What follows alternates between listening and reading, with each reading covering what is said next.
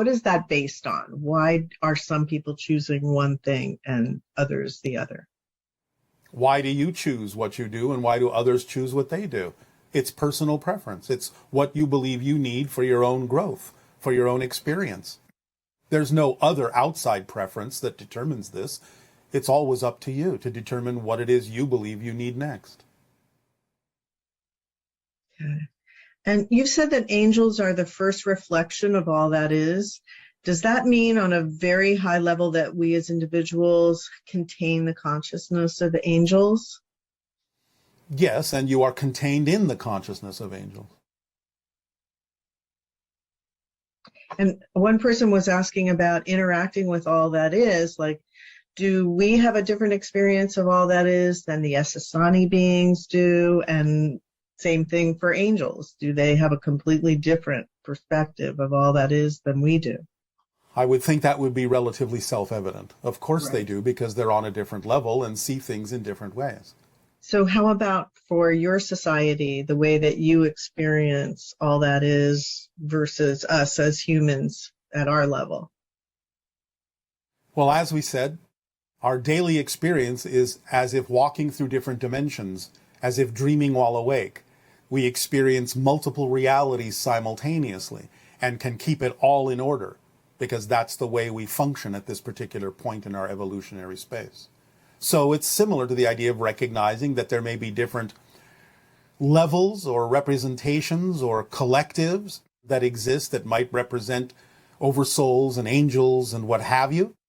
And we interact with them according to the synchronism in our society that determines when and where it's appropriate to do so. But we still experience most everything as a kind of dreamlike collective that allows us to extract whatever information we require at that moment as individuals from the collective that we're interacting with. And this person here is saying that I'm amazed by you as quasi-physical beings being able to keep a balance between the conscious energy state and a persona state. So by following your teachings, I had an experience that is beyond the best thing my mind could ever imagine. And I'm curious, how do you balance the two states so well? Once I'm in a state of love, it is very challenging for me to use the perspective of my ego. Does this make sense to you? Yes. Well, the simple answer is practice, like anything. The more you do it, the better you get at it. Our civilization at this point in its evolutionary path has been doing it for so long that it's actually more of a challenge for us to not do that, to not be in that state of balance. We actually have to really try hard to get out of balance at this point, because there's a momentum, there's an inertia to the idea of something you do over and over and over again. But don't necessarily judge the ego itself as negative. You can maintain the idea of a persona, which is all the ego is, keeping you focused in physical reality, and still experience the great connections and balance of unconditional love of all that is through the interpretation that is appropriate for physical reality. So it's not about getting rid of the ego, it's about allowing the ego to simply act as a conduit in the way that's appropriate for the physical ego to do so, to experience unconditional love and connection of everything in life, in physical terms. And this person is saying, I love ETs like crazy. I talk about ETs all day. It's my total passion. I feel my heart is expanded a lot and I feel such deep love. Why do I love ETs? What's going on? Well, again, you recognize the connection to other selves, other parallel realities that your greater consciousness is connected to. It's also an expression of self-love, that you're willing to open up to more of yourself in that way. And more of your total self will contain the idea of extraterrestrial or extra-dimensional expressions of consciousness, just as it contains expressions of spirit as well. So you're just connecting to more of yourself and falling in love with yourself in different ways. Okay. And this person was saying, you've mentioned that diseases are caused by distorted beliefs. I don't think you used the word distorted, but that's No, the one they but use. fear-based, negative, yes. And they're saying that when they were 3 years old, they got tuberculosis and they almost died. Yes. What beliefs could I have had at that time that would give me such a disease? Was it infectious, like tuberculosis, something that I wanted to experience, or is it just a disease? Well, first and foremost, this is a multi-layered question. Remember that souls can actually come into physical reality with a theme of exploration already at hand. That can represent the idea or stand in for the concept of having beliefs that will cause certain things to happen so that they can fulfill the theme of their exploration.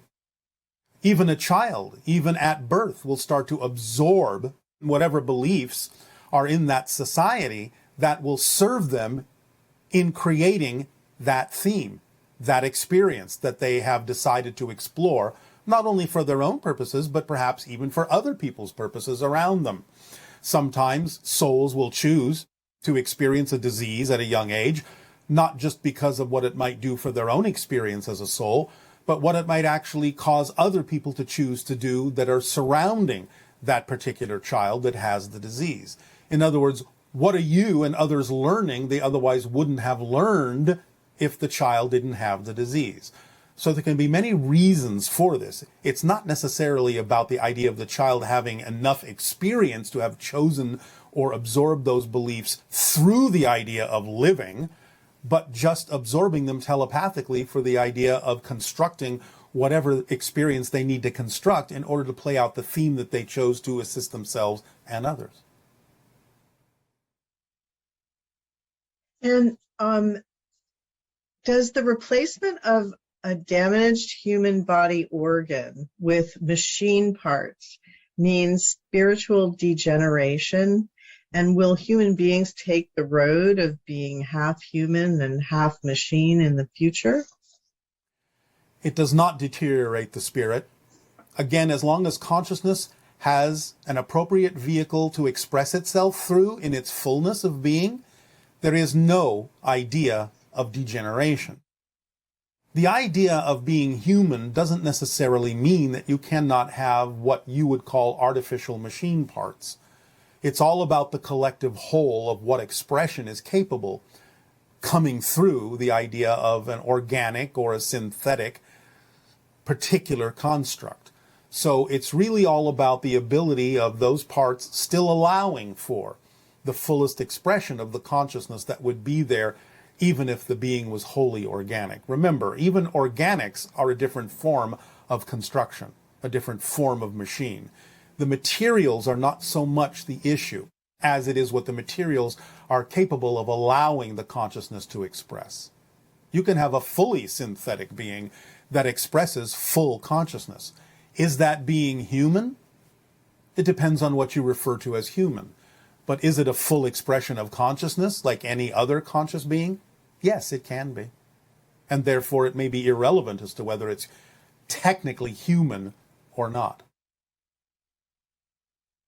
Okay, and can you help us understand a little more about the idea of eating meat and plants on this planet, and whether or not the negative effects that are caused by eating meat on our environment indicates that in order to be a more evolved being, you need to give that up, or is it actually necessary for us at this stage in development?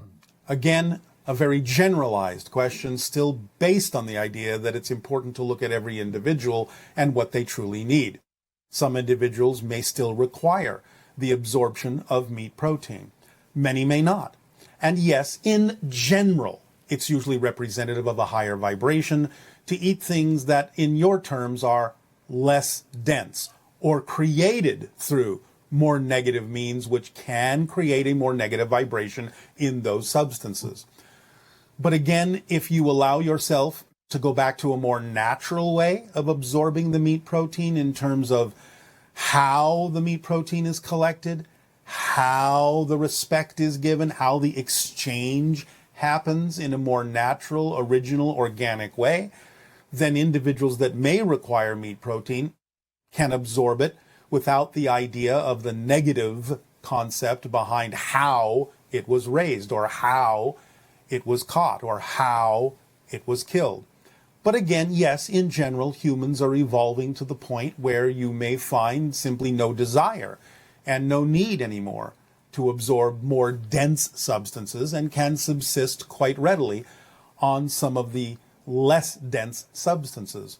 And even the idea of meat protein is still more about the plants, because really you're getting what you need from the plants that the animal ate, more than you are from the meat itself, which is really functioning more as a carrier for the substances that they ate that are passed on to you when you consume them. So the fact that in our society now, we're starting to be able to do things like grow meat in laboratories so that we don't have to kill animals in order to eat that.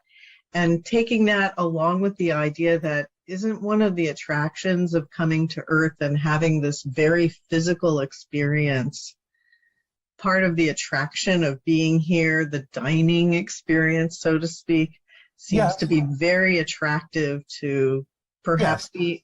But are beings in spirit, can they also experience eating and dining and doing all that? They can, but most of them simply find it unnecessary.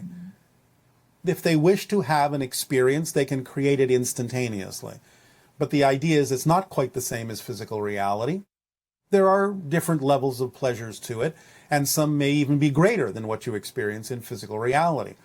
But again, most usually let go of that and simply create environments that they may enjoy that are similar, but not necessarily requiring them to seem to be ingesting anything in order to experience and get out of that environment the same thing they might have gotten out of eating in restaurants when they were physically alive. And so these... But one moment. The idea of creating meats artificially can be a step in the direction of the evolution, but you're going to find ultimately that will probably be unnecessary. Because again, more of you may gravitate towards simply eating natural foods that are grown naturally, that are given from the earth naturally, and most of that will most likely ultimately be plant material. You will simply not need the idea of artificial meat eventually, but it can be part of a weaning process if you wish. But isn't it, it's not really artificial meat because it is they use the cells in a artificially constructed meat. Okay. So, but it's a good intermediary step, yes? It can be. It depends on the person. Okay. All right. And lastly, there's an indication that there seems to be an intensification of the splitting prisms phenomenon. Oh, yes. Why is this, and how will it transform? And is this the beginning of the end of this stage, or will it just continue intensifying as we go forward? It will intensify to a certain point, but beyond that, it will only intensify in realities that require it to intensify. The idea is that, again, as the splitting prism continues, those that will be navigating themselves toward versions of Earth that no longer require the same kind of intensity in their experience will no longer experience it, even though there may be versions where the intensity does grow and continue because it's leading down a different kind of a path. So there will be a point at which the intensity in that sense will diminish for those that go to certain versions, and it will continue to grow for those that choose other pathways. Okay, thank you. And thank you so much for all the information and your sharing, and we really appreciate you. Thank you, Bashar. It is our passion and our pleasure and our deepest appreciation to all of you for the power and strength that you show and demonstrate every single day in making the choices that are true for you and being a living example of the choices that others could choose, but also having the strength and wisdom to allow them to choose their path, no matter how different it may be from yours, because in the end, all come home. Now, please allow yourselves to relax and enjoy your meditative exercise.